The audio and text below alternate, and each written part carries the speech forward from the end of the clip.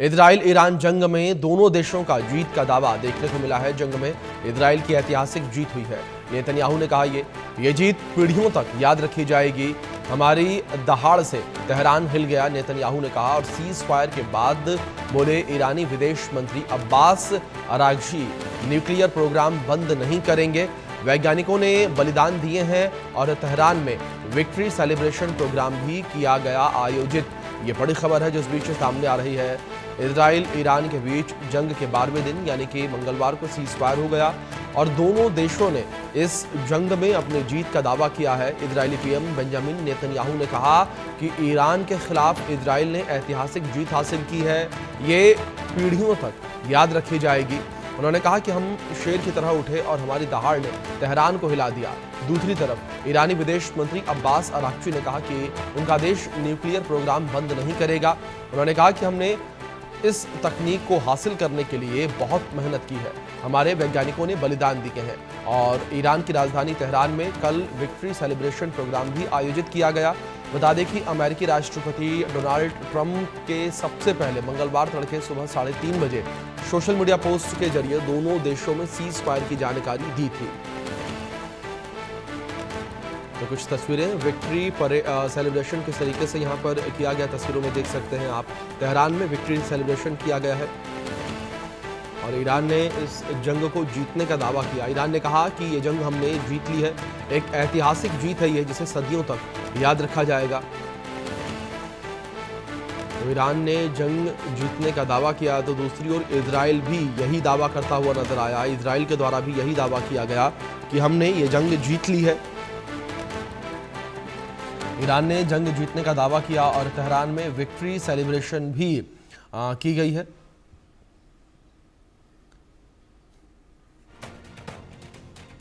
Iran ने जंग में जीत का दावा किया, तेहरान में विक्ट्री सेलिब्रेशन की गई, जिसकी तस्वीरें भी स्क्रीन पर आपके देख सकते हैं किस तरीके से जीत का जश्न ईरान में मनाया गया। जीत का जश्न जो है वो ईरान में मनाया गया और ईरान ने ये कहा कि सदियों तक इस जीत को याद रखा जाएगा। और ईरान ने इस बीच ये भी कहा कि हम जो है लगातार,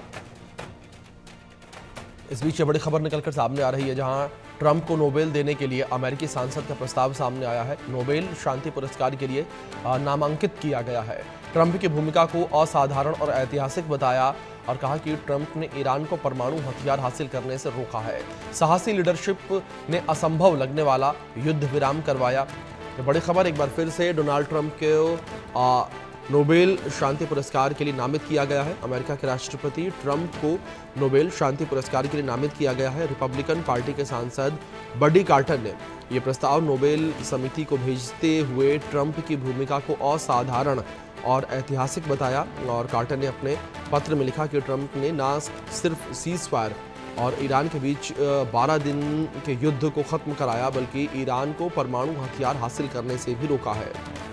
उन्होंने कहा कि ट्रंप ने निर्णायक और साहसी लीडरशिप ने एक असंभव लगने वाले युद्ध विराम को मुमकिन किया। और इससे पहले पाकिस्तान के उप प्रधानमंत्री इशाक डार ने भी ट्रंप को नोबेल शांति पुरस्कार दिए जाने की सिफारिश की थी।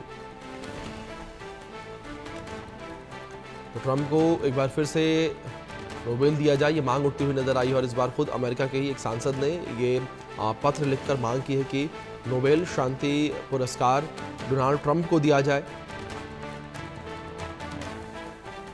तो नोबेल शांति पुरस्कार के लिए नामांकित किया जाए। ट्रंप की भूमिका को असाधारण और ऐतिहासिक बताया गया है।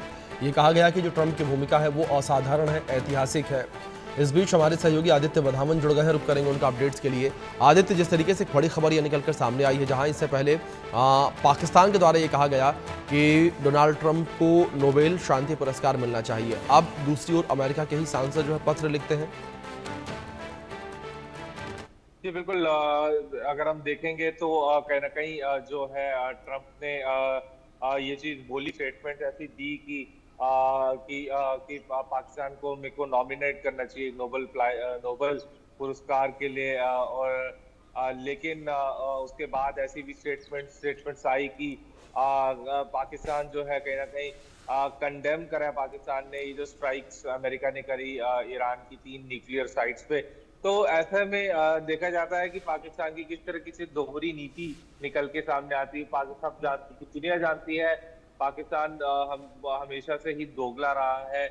जहां पर उसको पैसा दिखता है वो उसी के टोन ऐसी अपोजिट, डायमेट्रिकली अपोजिट स्टेटमेंट देने में माहिर है कहीं ना कहीं। और ट्रम्प ने जब आसिम मुनीर को इस बार बुलाया और प्राइवेट लंच के लिए, तो कहीं ना कहीं ये ऐसी रिपोर्ट्स में बात आ रही थी कि जो है अमेरिका जो है, अगर कोई भी ईरान के साथ अगर ज्यादा लंबी जंग के साथ अगर ज्यादा लंबी जंग खींचने की बात थी, तो कहीं ना कहीं ऐसी बात करी जा रही थी कि अमेरिका ने स्पेसिफिकली पाकिस्तान के आर्मी जनरल आसिम मुनीर को इसलिए बुलाया कि अगर कुछ ज्यादा सिचुएशन एस्केलेट होती है तो पाकिस्तान के वो एयर बेसिस यूज कर सके ईरान को हमले करने के लिए। तो कहीं ना कहीं ये सारी बातें जो है निकल के सामने आई। अभिषेक जी आदित्य, दूसरी ओर जिस तरीके से अगर बात यहाँ पर ट्रंप को नोबेल शांति पुरस्कार दिए जाने को लेकर की जाए, जिस तरीके से पाकिस्तान ने भी इसकी गुहार लगाई थी, लेकिन ऐसे में अगर ये देखा जाए कि जहाँ एक और नोबेल शांति पुरस्कार दिए जाने की बात हो रही है, तो दूसरी ओर खुद ट्रंप जो है अपने बातों से पलटते नजर आते हैं। जिस तरीके से भारत के दौरान भी उन्होंने यही कहा कि मैंने जो है सीज फायर करवाए, लेकिन बाद में खुद वो अपने बयान से पलट गए।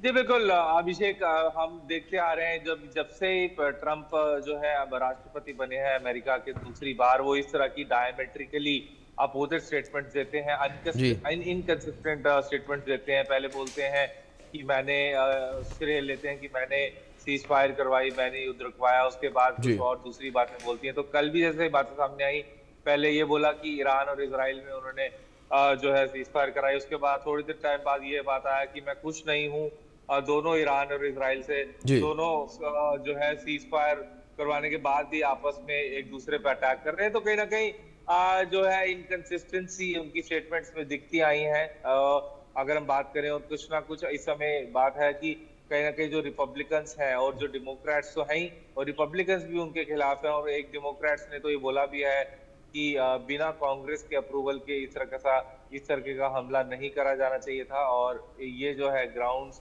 ट्रंप ने ये जो बिना कांग्रेस के अप्रूवल के जो बॉम्बार्डमेंट करी है ईरान की 3 न्यूक्लियर साइट्स पे, तो ये कहीं ना कहीं इम्पीचमेंट के ग्राउंड्स के लिए, इम्पीचमेंट के एक ग्राउंड के लिए एक बहुत बड़ा केस है। जी अभिषेक। दूसरी ओर आदित्य, अगर बात यहाँ पर ईरान की जीत को लेकर की जाए, ईरान इजराइल दोनों ही जीत के दावे कर रहे हैं, दोनों ही जीत का जश्न मना रहे हैं। ईरान में विक्ट्री सेलिब्रेशन भी किया गया और ईरान ने यह कहा कि ऐतिहासिक जीत है जिसे सदियों तक याद रखा जाएगा।